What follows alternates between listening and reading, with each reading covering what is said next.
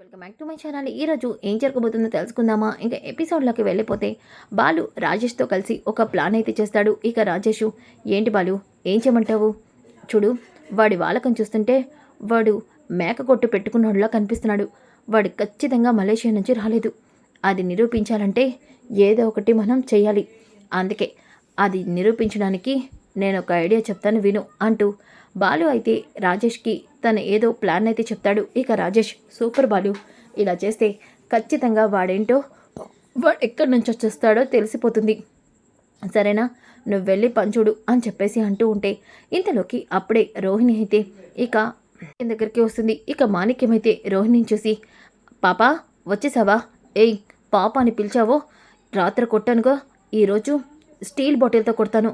వద్దు పాప, రాత్రి నువ్వు ఆ ప్లాస్టిక్ బాటిల్తో కొట్టినప్పటికీ నా వీపంతా వాచిపోయింది.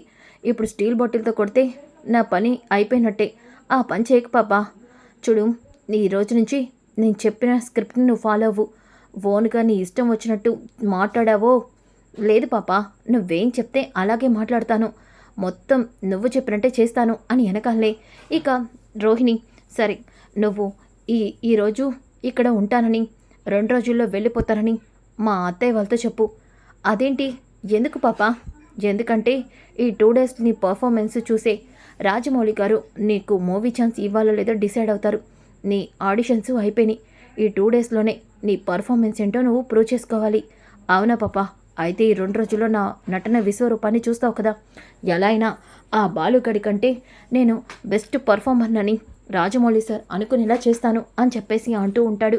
ఇంకా ఒక పక్కన రాజేష్ అయితే బాలు చెప్పినట్టుగా మాణిక్యం దగ్గరికి వస్తాడు. ఇక మాణిక్యమేమో, ఏంటి బాబు ఇలా వచ్చావేంటి? ఏం లేదు సార్, మీలాంటి వాళ్ళని నేను కలిసినందుకు చాలా హ్యాపీగా ఉంది.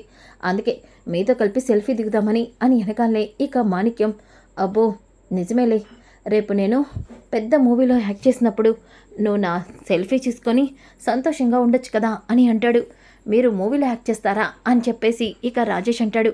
అప్పుడే బాలు కూడా వస్తాడు. ఏంట్రా రాజేష్, నువ్వు గొప్ప గొప్ప వాళ్ళతో కదా ఫొటోస్ దిగుతావు, మరి ఈయనతో దిగుతున్నావేంటి? అదేంట్రా బాలు అలా అంటావు? ఈయన మలేషియా నుంచి వచ్చాడు, పెద్ద బిజినెస్ మ్యాగ్నెట్ అంటున్నాడు. మరి ఇలాంటి వాళ్ళతో ఫోటో దిగితే నేను బాగా ఫేమస్ అవుతాను కదా.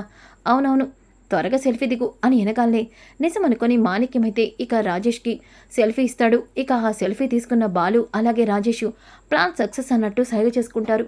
మాణిక్యం, ఇదేంటో వీళ్ళు విచిత్రంగా ప్రవర్తిస్తున్నారు, ఏదైతేనేమింది, నేను మాత్రం పాప చెప్పినట్టు నటించాలి అని అనుకుంటాడు. ఇక బాలు, రాజేష్ ఈ ఫోటో తెలిసిన వాళ్ళన్ని గ్రూపుల్లోనూ పంపించరా, వీడేంటో వీడి కథ ఏంటో మనకి తెలుస్తుంది అని వెనకాలనే, తప్పకుండా బాలు, ఇప్పుడే మన వాళ్ళందరికీ అన్ని గ్రూపుల్లో ఈ ఫోటోని షేర్ చేసి వీడి గురించి తెలుసుకోమని చెప్తాను అని చెప్పేసి ఇక అన్ని గ్రూప్స్లో కూడా రాజేషు మాణిక్యం ఫోటోనైతే సెండ్ చేస్తాడు. ఆ మనిషి మీకెవరైనా తెలిస్తే చెప్పమని ఇక ఆ ఫోటో పంపించిన బాలు, వీడి గుట్టేంటో మనకి తెలిసిపోతుందిలే బాలు అని చెప్పేసి అంటాడు. ఇంకా ఒక పక్కన సుశీలతో మాట్లాడు. ఇక సుశీల, ఏంట్రా నాతో మాట్లాడవా? మాట్లాడిన శీల డార్లింగ్, నువ్వు అందరి ముందు నన్ను కొడతావా? అందుకే నీతో నేను మాట్లాడను. అది కాదురా బాలు, నువ్వు ఆ పని చేసావని తట్టుకోలేకపోయానురా అని అంటూ ఉంటే అప్పుడే మీనా అక్కడికి వస్తుంది. అమ్మమ్మ గారు, మీరు కూడా ఆయన్ని తప్పుగా అపార్థం చేసుకున్నారు. ఆయన తన ఆరోగ్యాన్ని పాడు చేసుకోవాలనుకుంటారు తప్ప ఎదుటి వారి ఆరోగ్యాన్ని పాడు చేయాలని ఎప్పుడూ అనుకోడు. అవును, నిజానికి మనోజ్తో తాగించింది ఈయన కాదు, ఆ మలేషియా మావయ్య. ఏంట్రా నువ్వంటుంది? అవును, నేను చెప్తే ఎవరైనా నా మాట నమ్ముతారా? అందుకే మాట్లాడలేదు అని వెనకాలనే ఇక సుశీలమ్మ, ఒరే బాలు, నిజం తెలియక నీ మీద చేయి చేసుకున్నానురా, నన్ను క్షమించరా. శీల డార్లింగ్, నువ్వు నాకు క్షమాపణ చెప్పడం ఏంటి? మీరు నన్ను అర్థం చేసుకున్నారు, అదే నాకు చాలు. ఆ ప్రభావతమ్మ ఎప్పుడు నా మాట వినిందిరే, అందుకే తను మాట్లాడకపోయినా నేను పట్టించుకోను అని అంటాడు. అప్పుడే ప్రభావతి ఆ మాటల్ని వింటుంది. ఇక ఇదేంటి, ఆయన మనసుతో తాగించారా? అనవసరంగా వీడిని కొట్టానో తిట్టానుగా అని అనుకుంటూ ఉంటుంది. ఇక ఇంతలోకి అప్పుడే శృతి అలాగే రవి అందరూ కూడా సుశీలమ్మ దగ్గరికి వస్తారు. ఇక రాగానే సుశీలమ్మ, ఏంటమ్మా ఇలా వచ్చారేంటి?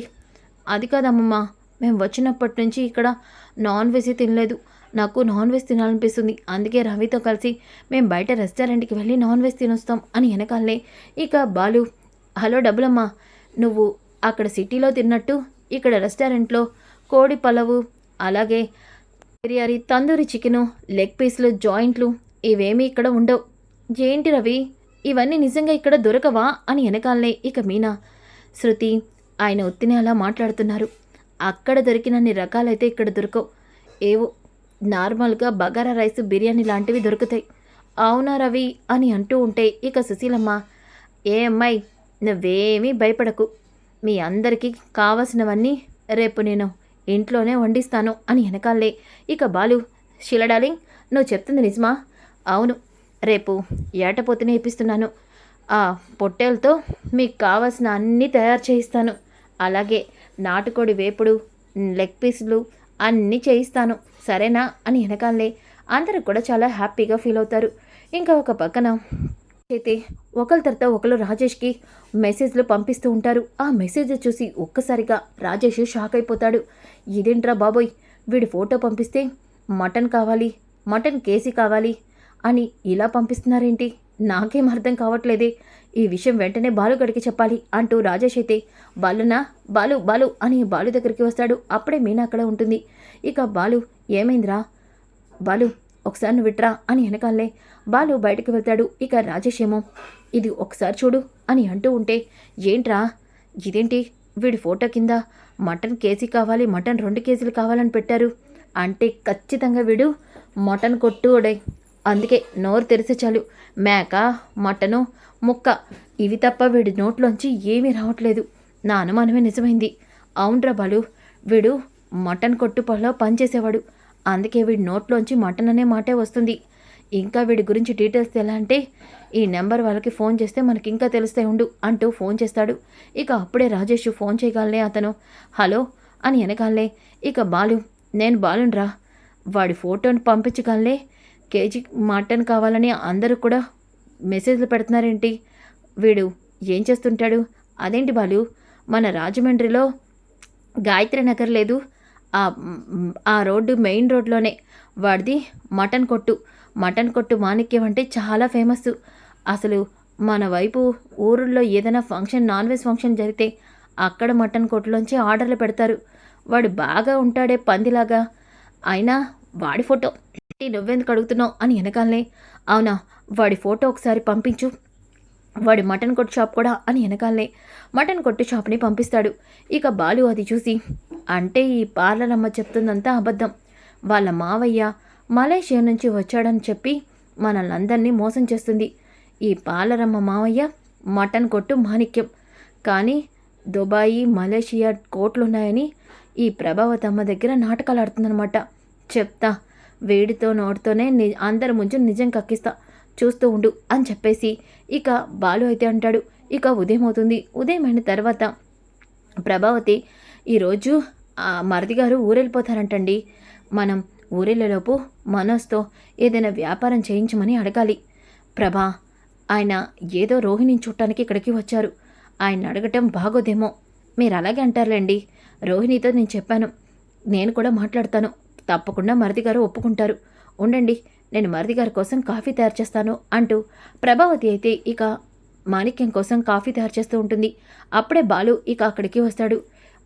ఇదేంటి, ఈ మనోజ్ మాత కనీసం వంటగది వైపు కూడా చూడదే, ఈ ఊరొచ్చినప్పటి నుంచి వంటగదిలోనే ఉంటుంది అని వెనకాలే, నోరు ముయ్యరా, నేను మరిది గారి కోసం కాఫీ పెడుతున్నాను, మాకు లేదా అదృష్టం, నువ్వాగరా మరిది గారు అని వెనకాలే, మేకగారు అని చెప్పి బాలు ఇక మాణిక్యాన్ని పిలుస్తాడు.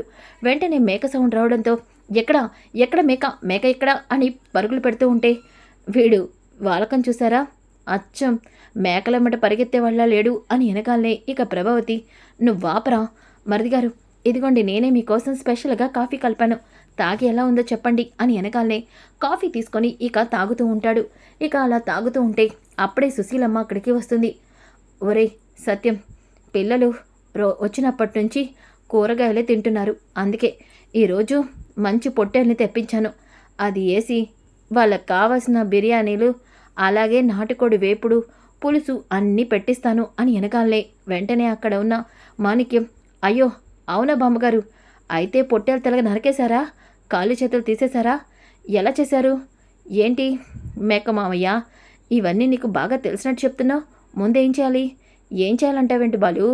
ముందు పొట్టేలు తల నరికేయాలి. తర్వాత వేడివేడి నీళ్లు మరగపెట్టి మీద పొయ్యాలి. ఆ తర్వాత చర్మం ఒలవాలి. ఆ తర్వాత ఆ చర్మాన్ని నీట్‌గా రుద్ది శుద్ధి చేయాలి అని మొత్తం మేక డీటెయిల్స్ అన్నీ చెప్తూ ఉంటే అక్కడ ఉన్న రోహిణి, బాబోయ్! వీడేంటి ఇలా ఒకదాని తర్వాత ఒకటి చెప్తున్నాడు. కొంపతీసి ఆ బాలుగాడు కనిపెట్టేస్తాడో ఏమో అని టెన్షన్ పడుతూ ఉంటే ఇక బాలు, అవునా? మరి ఎముకలెలా నరకాలి?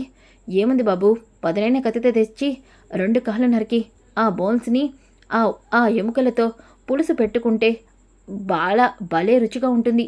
ఇక పాయ అయితే చెప్పనవసరం లేదు అని అంటూ ఉంటే, అవును, ఇంతకీ మీ మటన్ కొట్టు ఎక్కడా అని ఎనకాలే, ఇంకెక్కడ బాబూ, మెయిన్ రోడ్‌లోనే బాగా ఫేమస్సు. మనం ప్రతి నాన్ ఫంక్షన్‌లో కూడా నాన్ వెజ్ సప్లై చేస్తాము అని ఎనకాలే అక్కడే ఉన్న సత్యం, ప్రభావతి, రోహిణి అందరూ కూడా షాక్ అవుతారు. ఇక రోహిణి, బాబోయ్! వీడు నా గుట్టంతా బయట పెట్టాడు. ఇక నాకు ఒట్టు మీదకి రావటమే అని అనుకుని బాధపడుతూ ఉంటే ఇక బాలు, చూసారా, ఇప్పుడు తెలిసిందా నాన్న వీడి గుట్టేంటో? ఏంట్రా బాలు నువ్వంటుంది? ఏంటని మీరంటుంది? మీరు మా రోహిణి మావయ్య మలేషియా నుంచి వచ్చారని చెప్పింది. మరి మీరేంటి మీ మీ కొట్టు మెయిన్ రోడ్డు మీద ఉంది, మటన్ కొట్టు అంటున్నారు. మీరు బిజినెస్ చేస్తారని చెప్పారు అని ఎనగాలనే ఇక ప్రభావతి, మరిది గారు కామెడీ చేస్తున్నట్టున్నారు, అంతేనమ్మ రోహిణి అని ఎనగాలనే ఇక బాలు, ఆయన కామెడీ చేయట్లేదు మనోజ్ మాత. నువ్వు ఆ లక్షల్లోనే ఉండిపోయి ఆ లక్షావతిగా ఉండి నిజమేంటో అబద్ధమేంటో తెలుసుకోలేకపోతున్నావు. వీడు వీడు గుట్టు నీకు తెలియట్లా. నిజంగానే వీడు అన్నట్టు వీడిది మటన్ కొట్టే. అది కూడా రాజమండ్రిలోని గాయత్రి నగర్ మెయిన్ రోడ్లో ఉండే మటన్ కొట్టు. కావాలంటే చూడండి అంటూ ఫోటోల్ని వీడియోని చూపిస్తాడు. ఆ ఫొటోస్ అన్నిటిలో కూడా వాడు మటన్ కొట్టులోను అలాగే మంచి ఆర్టిస్ట్ అని ఉంటుంది. అది చూసి అందరూ షాక్ అవుతారు. ఇక ప్రభావతి, అమ్మ రోహిణి, ఏంటమ్మా ఇది? మీ మావయ్య మలేషియాలో పెద్ద బిజినెస్ మ్యాన్ అన్నావు, మరి ఇదేంటమ్మా అని వెనకాలనే, అర్థం కావట్లేదా? వాడి వాలకం చూస్తుంటే ఈ పాలరమ్మ మన దగ్గర అబద్ధాలు చెప్పింది. వాళ్ళ మావయ్య మటన్ కొట్టు మాణిక్యం అని తెలిస్తే మనం ఊరుకోమని మిమ్మల్ని మోసం చేసింది అని వెనకాలనే వెంటనే మాణిక్యం, లేదు, తనేమి మిమ్మల్ని మోసం చేయలేదు. ఇది కూడా లాస్ట్లో ట్విస్ట్ అయ్యేంటి పాపా. అయితే ఈ ట్విస్ట్కి నేను ఇంకా మంచి ట్విస్ట్ ఇస్తాను. చూడండి, నేను ఒక పెద్ద ఆర్టిస్ట్ని. ఈ పర్ఫార్మెన్స్ అంతా కూడా చేసి రాజమౌళిగా అన్నీ చేసి నేను సినిమాలో అవకాశం కొట్టేద్దాం అనుకున్నా. కానీ ఈ బాలు లాస్ట్లో నా మటన్ కొట్టు గురించి అన్ని నిజాలు బయటపెట్టి హీరో అవుదామని చూస్తున్నాడు. అందుకే నేనే అన్ని నిజాలు చెప్తాను. నాది మటన్ కొట్టు. ఈ పాప ఇలా మావయ్య అని చెప్పి నటించాలని నా పర్ఫార్మెన్స్ చెప్పింది. అందుకే ఇదంతా చేశాను అని అన్ని నిజాలు చెప్పేశాడు. అదంతా విన్న ప్రభావతి అలాగే ఇంట్లో అందరూ షాక్ అవుతారు. ఇక బాలు, ముందు నుంచి ఈ వీడిని చూస్తే నాకు డౌట్ వస్తుంది. అందుకే వీడి గురించి నిజం తెలుసుకున్నాను. ఇప్పటికైనా తెలిసిందా లక్షావతి అని వెనకాలనే ఇక ఒక్కసారిగా రోహిణి చంప పగలు కొడుతుంది ప్రభావతి. ఇక Rohini, aunty please aunty, actually నాకు ఎవరూ లేరు. ఈ నిజం మీకు తెలిస్తే ఎక్కడ నన్ను ఊరుకోరాని భయంతో నేనే ఇతనికి డబ్బులు ఇచ్చి ఇదంతా చేయమన్నాను ఆంటీ అని అన్ని నిజాల్ని చెప్పేస్తుంది. సో ఫ్రెండ్స్, కమింగ్ ఎపిసోడ్ చాలా చాలా ఇంట్రెస్టింగ్గా ఉంటుంది. Don't miss. ఈ వీడియో నచ్చితే లైక్ చేయండి, షేర్ చేయండి. Thanks for watching. Welcome back to my channel. ఈరోజు ఏం జరగబోతుందో తెలుసుకుందామా? ఇంకా ఎపిసోడ్లోకి వెళ్ళిపోతే బాలు రాజేష్తో కలిసి